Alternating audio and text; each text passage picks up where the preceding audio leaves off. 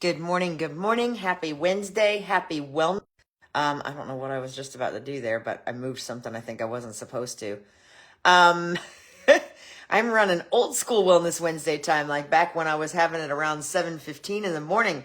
And let me just tell you, there's some days where I think that no matter what time I put it, something happens in the last 15 minutes before it's time to go live, and I just all of a sudden can't get my act together. In any case, if you're here, let me know you're here. If you don't see this till afterwards, hit hashtag replay in the comments. Drop a question, comment, whatever. Part of the name of the game here with Wellness Wednesday is that we share tips and tricks with each other. So I definitely love to hear if you have something that's relevant to whatever we're talking about, that's helpful to everybody. If you're just stumbling on my page, my name is Donna. I'm a mom, a nana, a girlfriend. I am a wellness and movement advocate. I am studying for my Master of Science in Clinical Mental Health Counseling. And I live in Florida, and just for anybody that's watching, I cannot begin to describe to you how excited I am that it was 67 degrees on our weather station when I got up this morning. That just blew me away. Is it fall? Is it time? I'm so excited.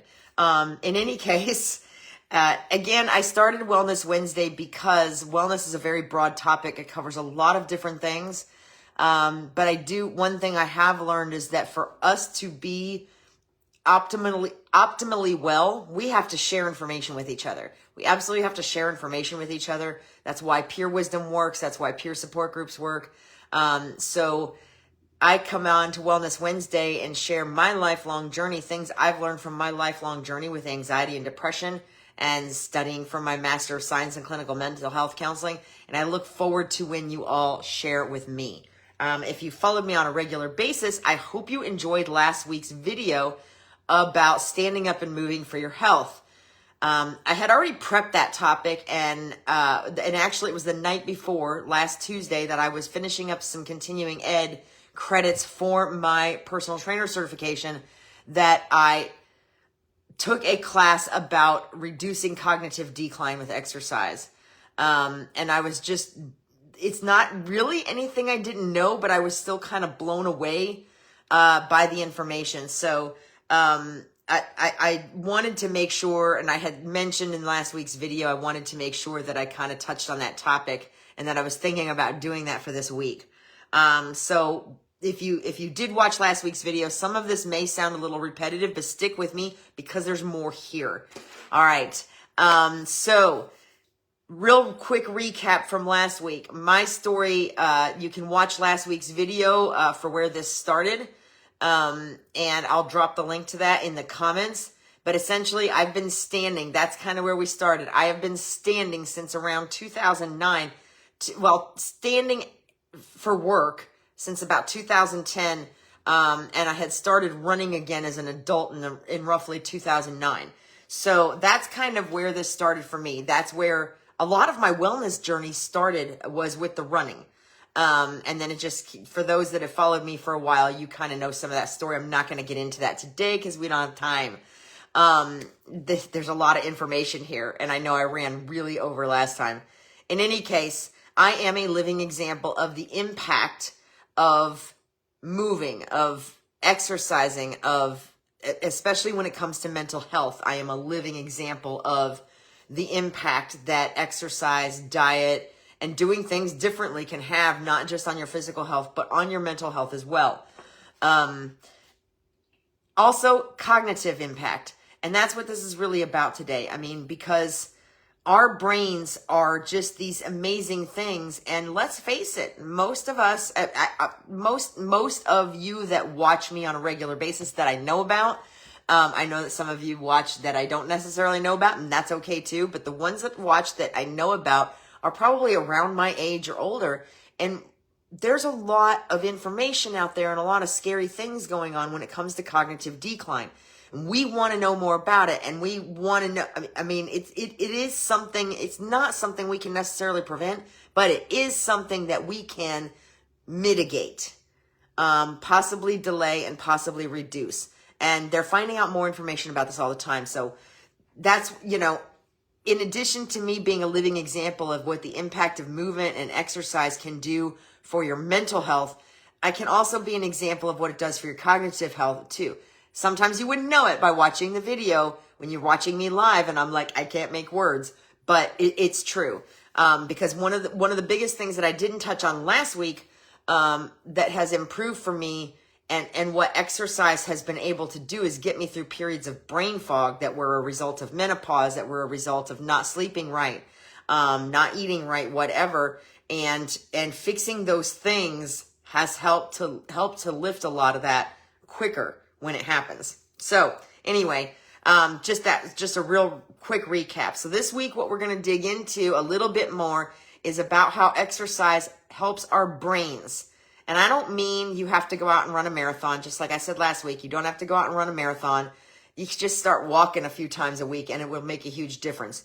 But exercise does help our brains, and it's going to help our brains as we age. Again, some things are hereditary, some things cannot be prevented, but they may be able to be mitigated, delayed, reduced, whatever, if we make sure we're moving more and we're moving in smart ways. So we're going to talk about that.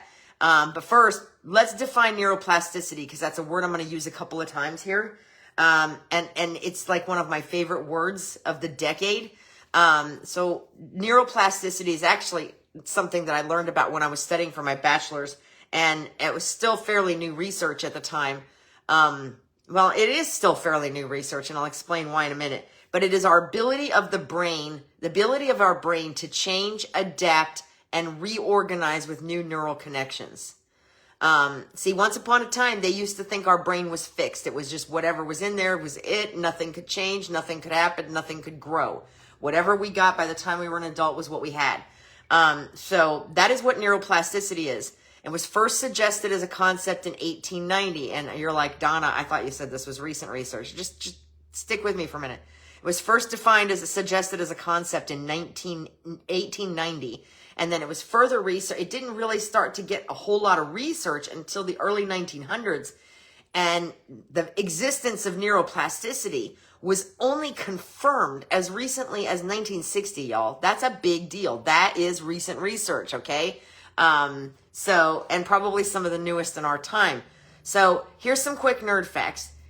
UCLA, I mentioned this one last week, but I'm going to repeat it. UCLA researchers have found an association between too much sitting and thinning of the medial temporal lobe, which is where we form our memories. And this is possibly a precursor to cognitive decline. But the thing we have to remember is a lot more research has to be done, because if you've ever taken a statistics class, what's the first thing you learn? Correlation is not causation. But there is a link there. There's also in proof that exercise helps to strengthen neural networks and reduce inflammation, which is huge. And inflammation is behind a lot of different things, including cognitive decline. Sometimes it just depends on how much inflammation, where the inflammation is. So CDC says that children age 6 through 13 show improved cognition immediately after a sweat session, whatever you want to call it, playtime, football practice, whatever. Immediately after exercise, children ages 6 through 13 show improved cognition immediately. Adults see immediate reduced feelings of anxiety and I can totally vouch for that. And adults 65 and older, well, all adults really see better sleep quality, but especially adults 65 or older see better sleep quality after they've exercised. And then the long-term benefits are just huge. So there's a study that was done called the Exert study, and I believe it was done by the Alzheimer's Association and in combination with them and the National Institute on Aging, a couple of different colleges. And I mentioned it. No, I don't think I mentioned this one last week. So the Exert study, which was for exercise in adults with mild memory problems, researchers found, and I have it here, for the first 12 months of the Exert study, 300 participants exercised 45 minutes, 4 days a week at their local YMCA under the supervision of a trainer. And this study went down, I believe, in 2002. So really recent stuff. Half of the participants did moderately intense and the other half did stretching and balancing. In the final 6 months of the study, participants were encouraged to exercise on their own, and in order for them to figure out if they could stick to the program. So what they were measuring was not whether exercise worked, but what type of exercise worked. And the 300 adults that were previously sedentary, and I'm looking for my note about this. Where did it go? I feel like I had something more. Where is it at? Okay, guys, hang on a second. I'm sorry. Kind of lost my notes. Okay, here it is. Yay. So what the researchers found was in the EXERT study, cognition function remained stable over 12 months for participants in the low and moderate to high exercise intensity categories. Both types of EXERT exercise, that's the name of the study, just to remind you. Both types of EXERT exercise were associated with significantly less cognitive decline over 12 months compared to similar individuals who did not complete an exercise program. And both EXERT exercise groups tended to show less brain volume loss. I want to emphasize those words. Over 12 months in key regions for Alzheimer's, including in the prefrontal cortex. So that's a big deal. That's a big deal. And that's why I was so blown away by learning these things right before I went on to talk about how movement helps our bodies more, and it helps us to age better and to be able to remain more independent, and it helps us with balance and all those things, that cognition just needed a whole separate animal, and I didn't have it worked into my notes last week. So the Alzheimer's Association I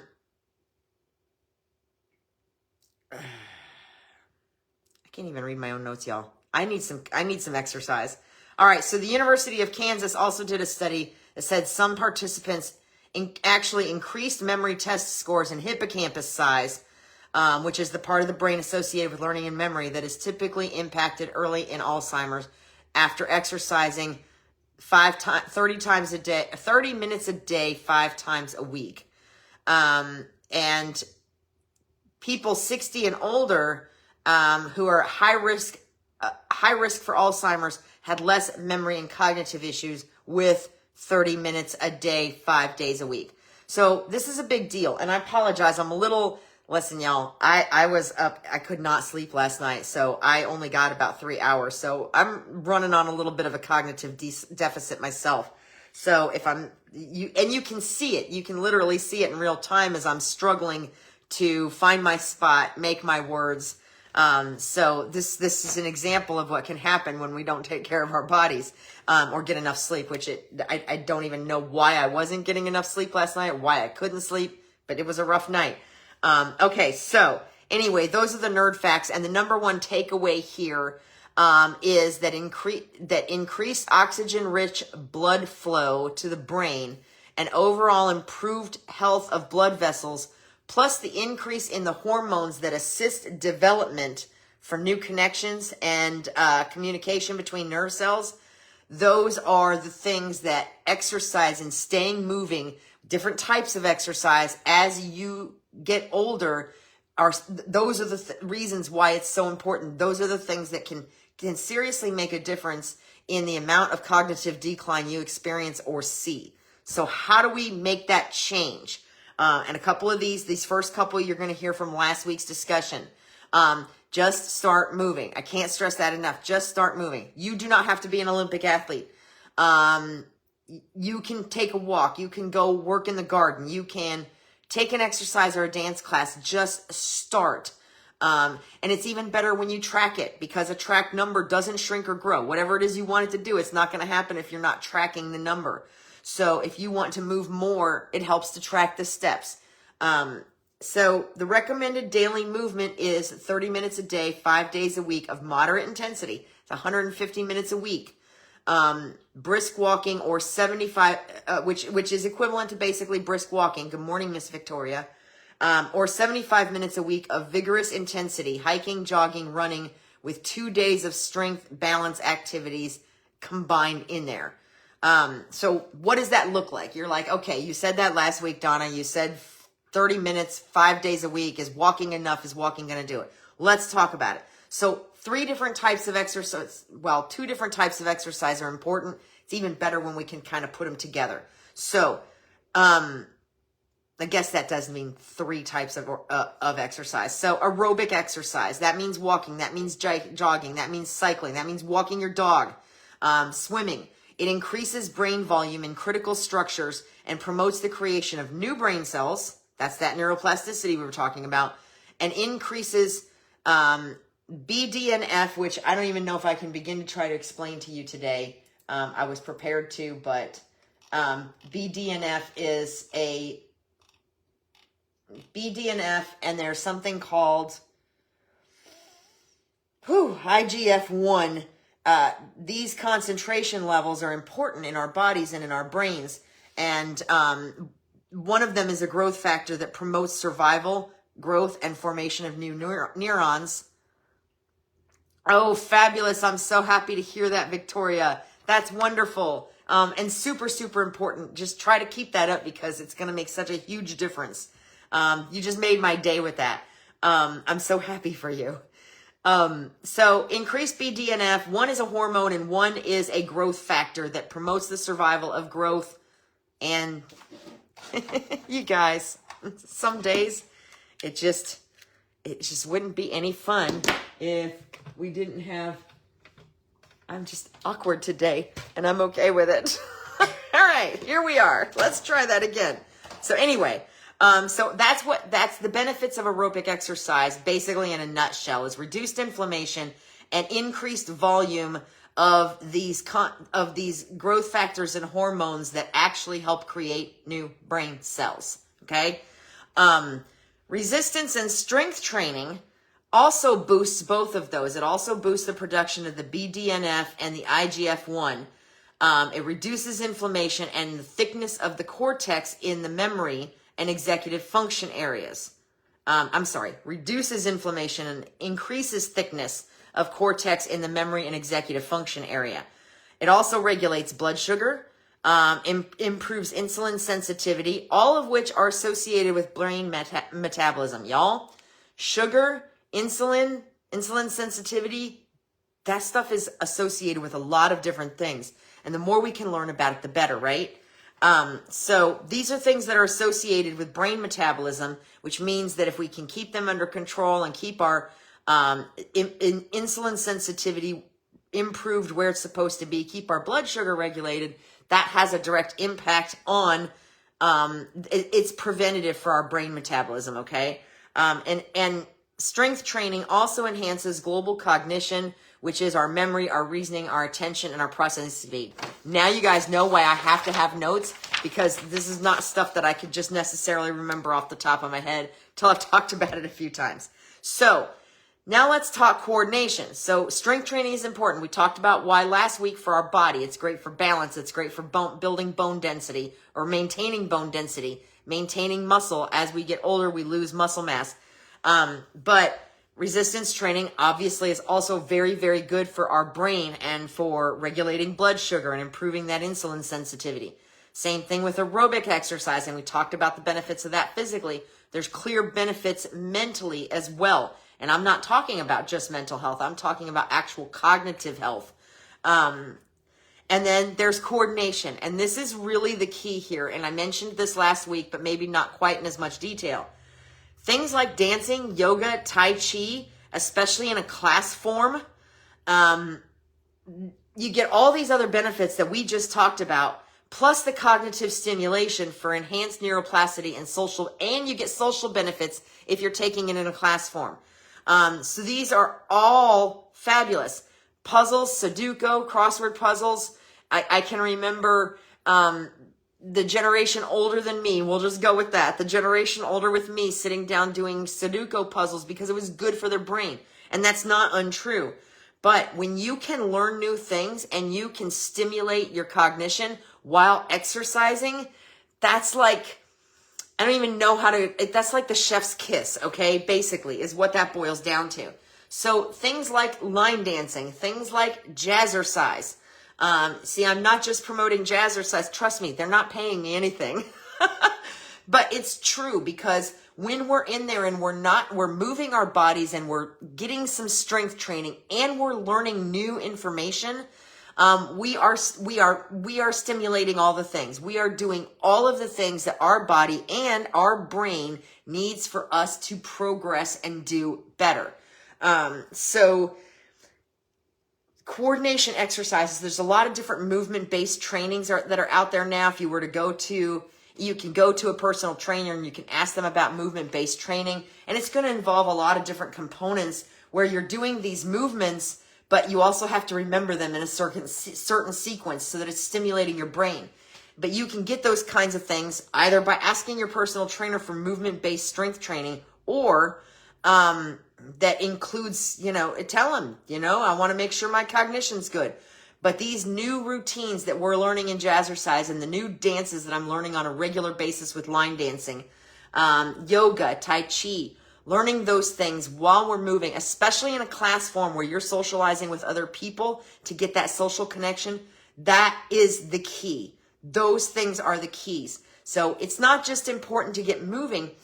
It is important to get moving, but how you move could be just as important.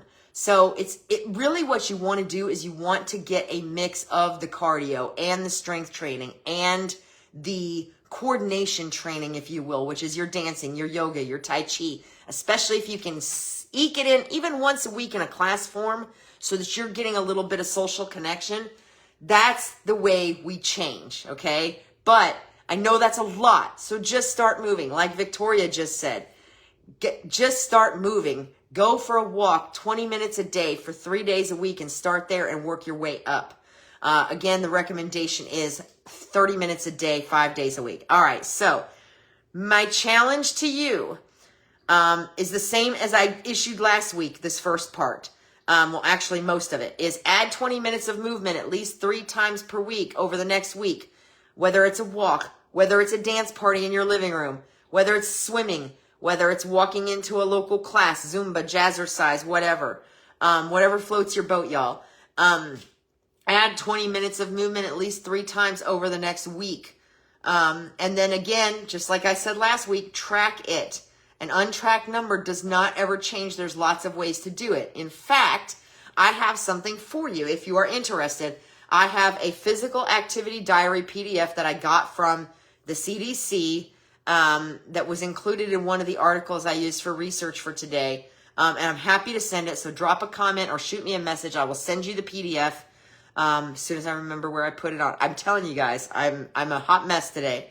So as soon as I remember where I've stuck it, I will send it to you. Just drop a comment or shoot me a message, and I'll get that over to you. And then here is what I remember. I'm going to start wrapping it up because I don't want to keep you guys. Last week was like 45 minutes, I think. And that's not bad, and it's great information, but I try to respect your time.